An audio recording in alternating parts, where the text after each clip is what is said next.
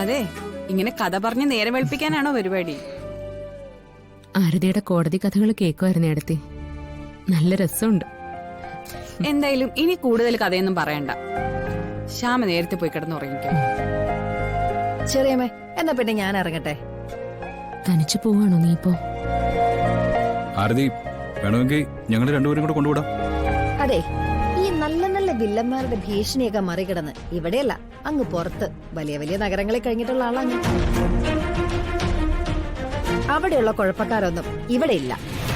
തൽക്കാലം ആരതിവർമ്മയുടെ അടുത്തേക്ക് ആരും വരില്ല. വന്നാൽ തന്നെ അവർക്ക് രക്ഷയില്ല.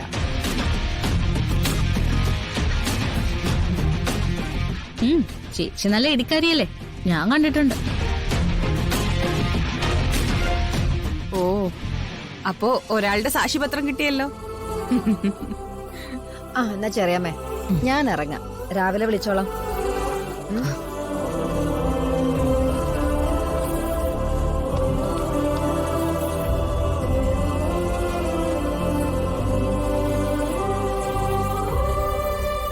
എത്ര നന്ദി പറഞ്ഞാലും തീരാത്തത് നിന്നോടാണ് കേട്ടോ. അതിനെന്താ, സൗകര്യം പോലെ ഒരു ദിവസം വന്ന് നന്ദിയൊക്കെ വാരിക്കൊണ്ടേ പൊക്കോളാം. ഇപ്പൊ സമയമില്ല, അതുകൊണ്ടാണേ.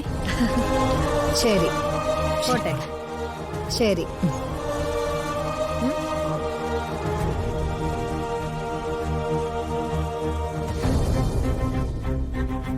സത്യം പറഞ്ഞാ എല്ലാരും കൂടി കൂടിയ സന്തോഷത്തിൽ എനിക്ക് ഉറക്കം വരുന്നേ ഇല്ല.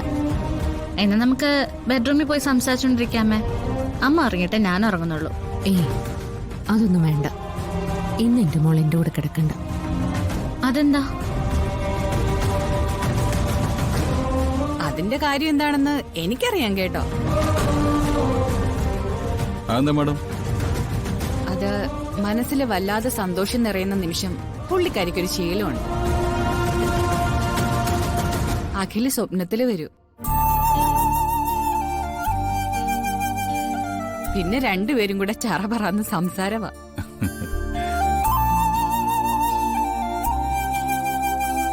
ചില ദിവസങ്ങളിൽ ഞാൻ ചെന്ന് വാതില് തട്ടിയിട്ടുണ്ട്. ആരോ സംസാരിക്കാണെന്ന് വെച്ച് നോക്കുമ്പോ ആരെയും കാണില്ല.